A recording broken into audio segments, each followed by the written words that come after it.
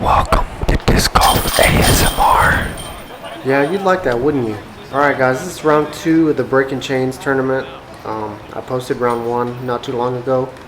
I forgot to include that I'm sitting in 9th, tied with a few others at -3, which I'm not too upset about at this point. I'm just trying to stay in the top 10 and finish out there in my first intermediate tournament. Now I'm telling you, the feeling of getting through that first round of the Ring of Fire is something else. Alright, round 2 starting hole again, of course. It's going to be way in the back of the course. Hole 13. We're playing blue tees now, so everything's going to be a little bit more difficult. I want to say this tee is probably 50 feet further back to the right, tucked with somewhat of a gap you got to hit. And it kind of makes you even throw it straighter to get to the tee, so I'm going to make the same mistake as I did in round 1 and just hit those branches and kick down a little bit short, pitch up, take a par, and start my round. So funny as it is, starting on the same hole, that's happened many times in the dozens of tournaments I've had. This was funny because I had 2 other card mates from first round. So Austin and Ian were both on the same card with me. We just found that a little weird because being 20 people, I'm sure that's not very normal. So we got Garrison that's new on our card, so he'll be playing with us this round. Alright, I'm in the long position here. I'm just trying to lay up in the safe area because I'm sure it's pretty difficult to go OB on this hole, especially in the long position. So I'm just laying up and then laying up, trying to get the easy par. And sure enough, this hole played nearly a stroke over par. It was the most difficult.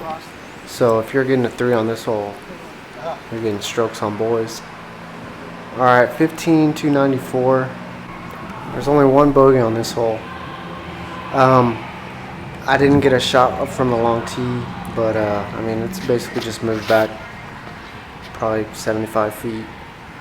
So I'm trying to get something flippy and just turn it over around those trees. I just put too much cut on it and it's gonna crash into those early trees, so I'll pitch up, try to take a par.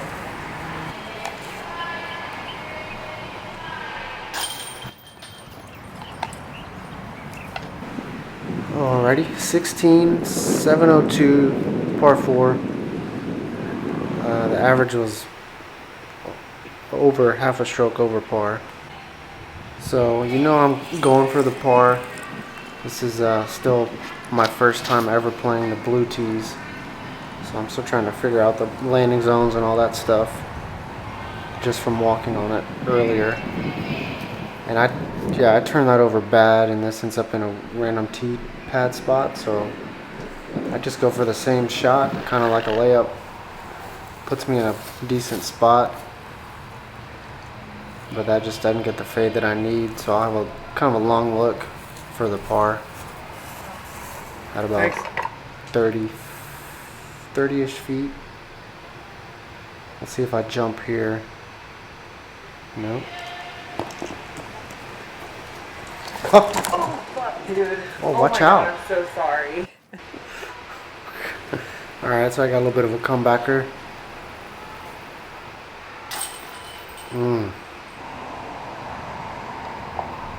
Alright, 17, 369. Playing well over par again because it's got the distance.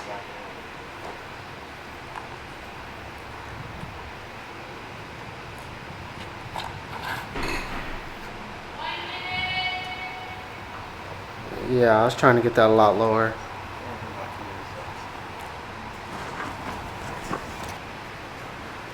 But clear shot to the green. I guess that kind of just slips out, and that'll leave me a little bit more than I wanted.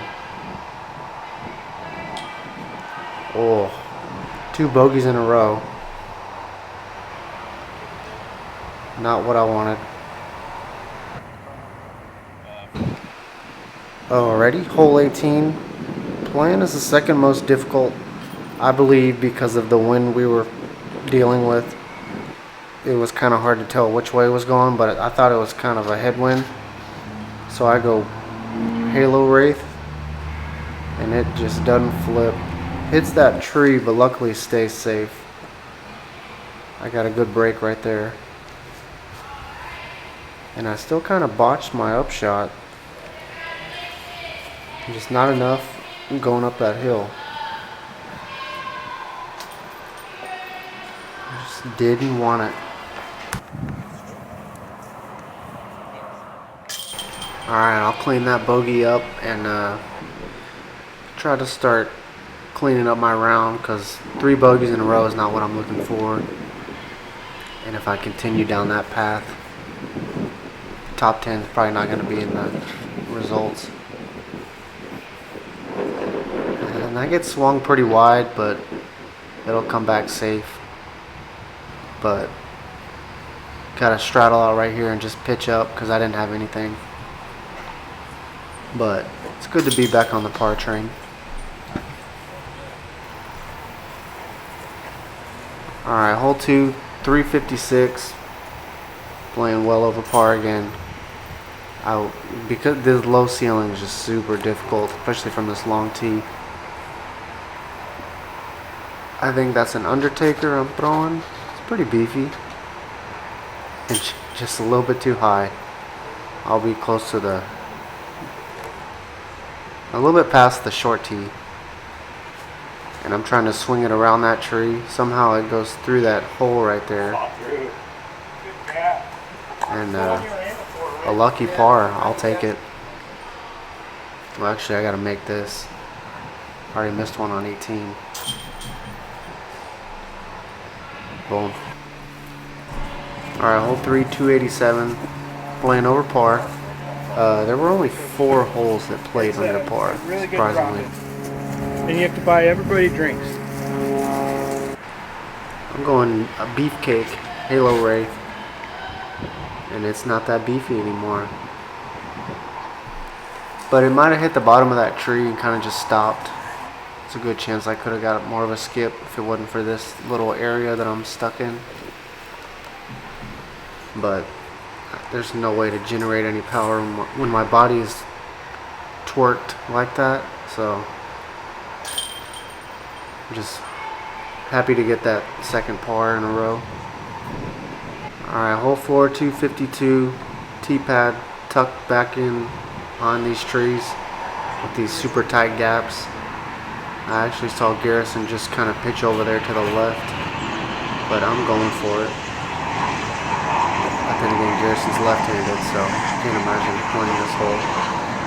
We had a little spotter out there. Yeah, round 1 I missed this putt, so I wanted that revenge.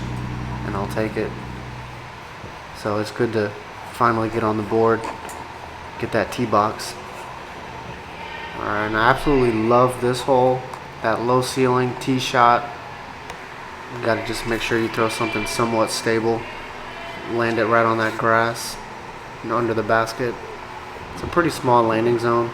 Beautiful. But the distance, short distance, makes it pretty gettable. As you can see, about 8 feet. Alright, 2 in a row. That's what I need after all those bogeys from 16 through 18. Alright, hole 6. Super exciting hole. I mean, if you're going for it, a lot can happen, but it's pretty gettable if you just lay up, but not if you throw it like that. Where'd you go? So I'm going to try to turn that into a par and just lay up my second right here, pitch up, and hopefully take an easy par. But yeah, I saw a lot of people just go straight into the water. So this is a really challenging hole, but it does have its rewards, being only about 460. And it's a nice par save I'll take. Watch out for them airplanes. Alrighty, hole 7. For some reason, playing much easier round 2. It's same tee pad as hole 1. and I just let go of that real early. So I'll have something on the outside, low ceiling. And sometimes when you gotta hit those gaps, you tend to throw your disc a little bit too hard, which is what I did. So I got a bit of a comebacker here. And I thought I had it, but chained out. Yeah, everyone said it looked pretty good, but just didn't want to stick. Alright, hole 8, 539 par 4. Not too long, but I'm not trying to do this hole like I did round 1, so I'm just going super wide, trying to get away from all those trees. So 2 shots like that, and I should be okay.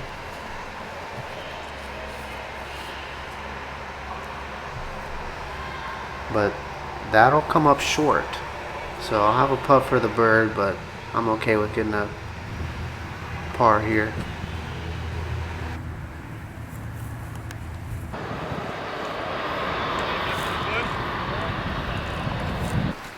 Alrighty, just like 7, hole 9, short and long are on the same tee, but for some reason people still struggle with this hole, as did I. It's kind of hard to see my shot, but it's going to be in the middle of those 2 trees. I'll be inside circle 1, unlike last round, but I'm still going to just, I don't even know what that was. It's a good layup from 20 feet.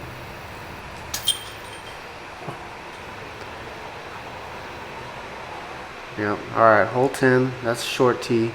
We're not playing from there. We're moved back about 100 feet, maybe more.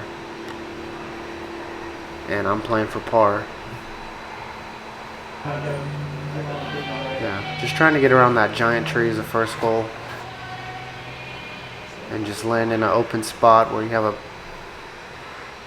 I don't know, anywhere from 150 foot little approach shot. I probably should have went Z zone right there just to get that skip, because that jawbreaker zone didn't skip any. But yeah, that was something I needed. I think at this point I'm checking scores with only a few holes left.